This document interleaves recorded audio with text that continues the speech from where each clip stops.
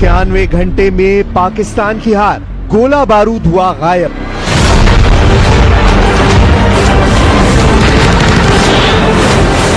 बाईस अप्रैल को पहलगाम पर पाकिस्तानी आतंकियों के हमले के बाद से भारत ने पाकिस्तान को कुछ इस तरह से घेरना शुरू किया है कि आज पाकिस्तान के खिलाफ बॉर्डर से लेकर पाकिस्तान के अंदर तक कम से कम 5 ऐसे बड़े मोर्चे खोल दिए गए हैं, जिससे पाकिस्तानी सरकार और पाकिस्तानी सेना के होश फाख्ता हो गए हैं। हम पाकिस्तान और पाकिस्तानी सेना पर इतना बड़ा खुलासा दिखाने जा रहे हैं जिसे आप जानकर हैरान रह जाएंगे। एक खुफिया रिपोर्ट में दावा किया गया है कि पाकिस्तानी सेना के घूसखोर गद्दार जनरलों और कमांडरों ने पाकिस्तानी सेना का गोला बारूद यूक्रेन को 2023 में ही बेच डाला है, जिसकी वजह से अब पाकिस्तानी सेना के पास सिर्फ 4 दिन तक युद्ध करने लायक गोला बारूद बचा है। आप कंगाल पाकिस्तान के जाहिल जनरलों की हरकतों का इसी से अंदाजा लगा सकते हैं कि भारत के हमलों के डर से पाकिस्तानी सेना के प्रमुख जनरल आसिम मुनीर ने अपने पूरे परिवार को विदेश भगा दिया है, जबकि पाकिस्तान के पूर्व विदेश मंत्री बिलावल भुट्टो, जो सिंधु में खून का दरिया बहाने की धमकी दे रहे हैं, उन्होंने भी अपने परिवार को या तो लंदन या फिर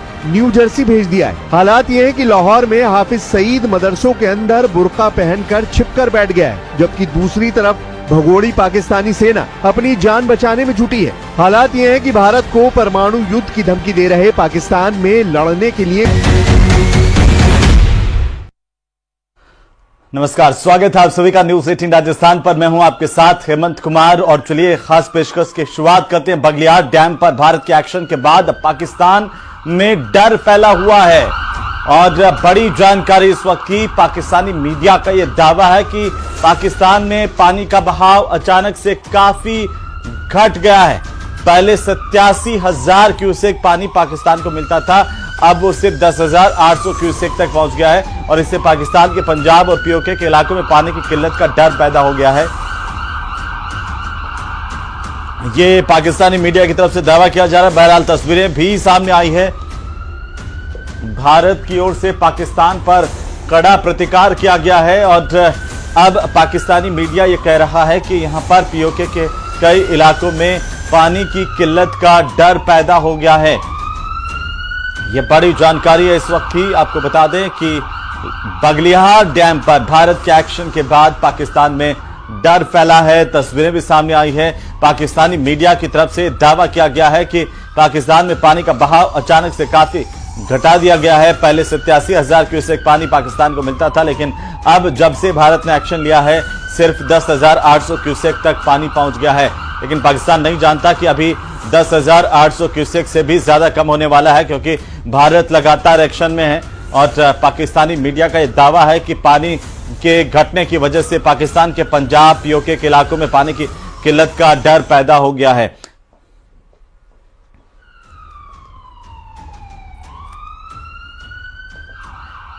तो बगलियार से पानी बंद होने के बाद चिनाब दरिया का जलस्तर लगातार अब कम होता जा रहा है। देखिए न्यूज 18 की कोमल सिंह की ग्राउंड रिपोर्ट। पहलगाम हमले के बाद केंद्र सरकार ने बड़े निर्णय लिए थे 5, जिनमें एक निर्णय सिंधु जल समझौता था, जिसको कुछ देर के बाद स्थगित भी किया गया था।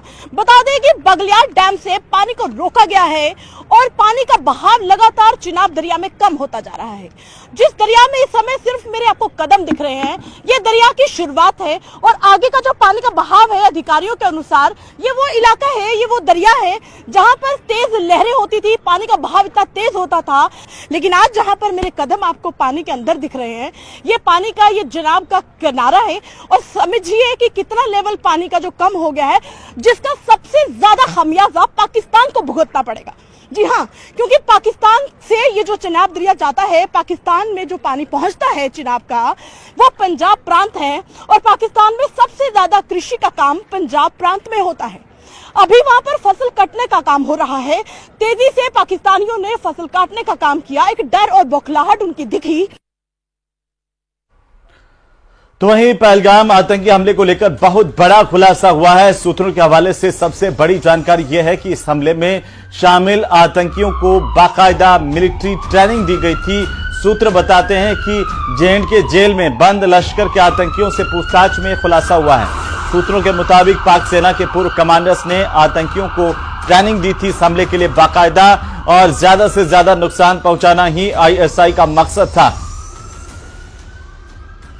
बहरहाल पाकिस्तान का काला चेहरा एक बार फिर से आतंकवाद पर बेनकाब हो गया है और यह जानकारी सामने आ रही है कि आखिरकार ये जो पाकिस्तानी आतंकी यहां पर भारत में घुसपैठ करवा करके पहलगाम का हमला किया गया था, उसमें बाकायदा इन आतंकियों को, इन टेररिस्ट को ट्रेनिंग दी गई थी। ये जानकारी सामने आ रही है और सूत्रों का यह कहना है कि ज्यादा से ज्यादा नुकसान पहुंचाना भारत की धरती पर यह आईएसआई का मकसद है। बहरहाल पाकिस्तान एक बार फिर से पूरी दुनिया के सामने आतंकवाद को लेकर के बेनकाब हुआ है। आपको बता दें कि पाक सेना के पूर्व कमांडर्स की तरफ से ये ट्रेनिंग दी गई थी और साथ ही साथ पहलगाम आतंकी हमले की जांच कर रही एजेंसियों की तरफ से यह बड़ा खुलासा किया गया है। सूत्रों के हवाले से ये कि हमले में शामिल आतंकियों को पाकिस्तान के स्पेशल सर्विस ग्रुप कमांडो की ओर से मिलिट्री ट्रेनिंग दी गई थी। ये खास रिपोर्ट देखिए।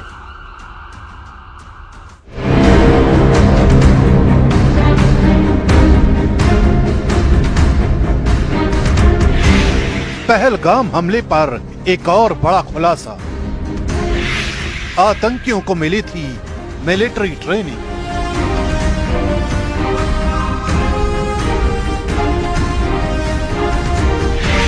एसएसजी ट्रेनिंग ले चुके आतंकी घाटी में एक्टिव।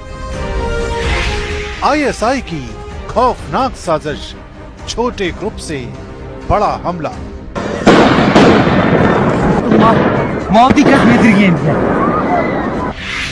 फिर बेनकाब हुआ पाकिस्तान। पहलगाम हमले से जुड़ी साजिश की परतें जैसे जैसे उधड़ रही हैं, पाकिस्तान की सच्चाई दुनिया के सामने आ रही है। इससे पहले कि हम इस नई कहानी की पूरी क्रोनोलॉजी बताएं, पहलगाम हमले से जुड़ी नई तस्वीरें आपको दिखाते हैं।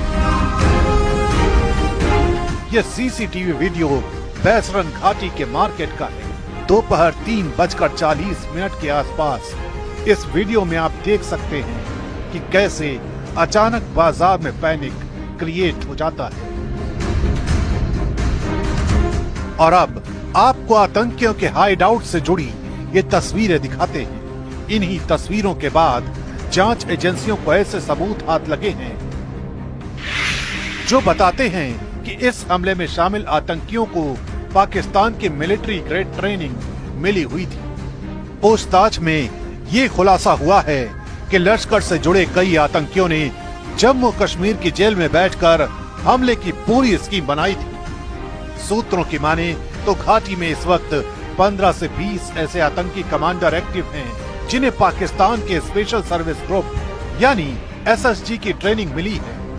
ये दुर्दांत कमांडर विदेशी आतंकियों के छोटे छोटे ग्रुप को लीड कर रहे हैं और इनका मकसद है सुरक्षा बलों को ज्यादा से ज्यादा नुकसान पहुंचाना। जब पाकिस्तान की सेना की स्पेशल यूनिट भारत में आम लोगों पर हमला करने वाले आतंकियों को ट्रेनिंग दे रही हो तो सवाल सिर्फ हमला रोकने का नहीं बल्कि उस टेरर ट्रेल को खत्म करने का है जिसके जरिए बार बार हमारी सीमाओं की आड़ लेकर ये जंग छेड़ी जाती है।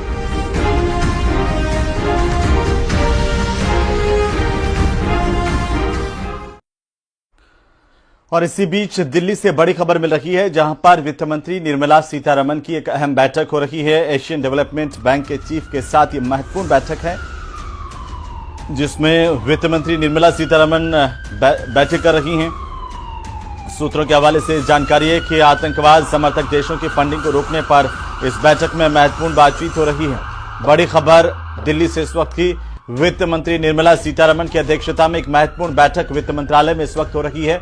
जानकारों के माने तो इस बैठक के जरिए विस्तार से चर्चा की जा रही है कि आतंकवाद समर्थक जो भी देश हैं जिनको फंडिंग की जाती है वो आखिरकार कैसे रुके, क्योंकि चौतरफा वार भारत का आतंकवाद पर प्रहार और इसी को लेकर वित्त मंत्रालय में ये महत्वपूर्ण बैठक है। वित्त मंत्री निर्मला सीतारमण ये बैठक ले रही हैं जिसमें विस्तार से चर्चा हो रही है आतंकवाद समर्थक देशों की फंडिंग को रोकने को लेकर के एशियन डेवलपमेंट बैंक के चीफ के साथ ये काफी महत्वपूर्ण बैठक मानी जा रही है। तो वहीं पहलगाम के हमले में 26 निर्दोष पर्यटकों की मौत के बाद पूरे देश भर में गुस्सा है। हर तरफ पाकिस्तान से बदले की आवाज उठ रही है, लेकिन भारत आखिर चुप है क्यों? अब इस चुप्पे की वजह सामने आ रही है। यह चुप्पी रणनीतिक थी, क्योंकि दुश्मन एक नहीं दो थे और इस बार स्क्रिप्ट इस्लामाबाद ने नहीं बीजिंग से लिखी गई। इस रिपोर्ट में हम आपको दिखाएंगे कि कैसे पाकिस्तान परस्त आतंकवादियों ने यहां पर हमला किया, कैसे पीएम मोदी ने पाकिस्तान पर पलटवार की देरी से चीन की दोहरी साजिश को नाकाम कर दिया है। रिपोर्ट देखिए।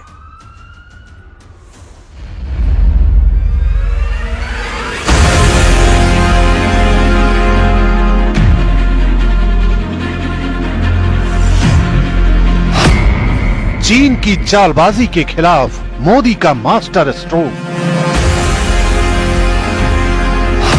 पहलगाम हमले की आड़ में चीन की साजिश बेनकाब।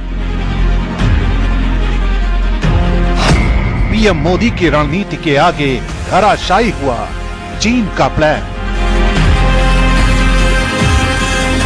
पहलगाम में जो कुछ हुआ उसके तार भले ही सीधे तौर पर पाकिस्तान से जुड़ते दिखाई दे रहे हैं, लेकिन उस तार का एक छोर चीन के हाथों में है, यानी हमला पाकिस्तान में पलने वाले आतंकियों का और साजिश चीन की। 22 अप्रैल को जब आतंकियों ने पहलगाम में हमला किया तो उंगलियां लगातार पाकिस्तान पर उठ रही थी, लेकिन सूत्र बताते हैं कि यह हमला सिर्फ पाकिस्तान की करतूत नहीं थी, इसकी स्क्रिप्ट चीन में लिखी गई। मकसद था भारत को भड़काना ताकि वो जवाबी कार्रवाई करे और दो मोर्चों पर युद्ध में उलझ जाए, पश्चिम में पाकिस्तान और उत्तर में चीन।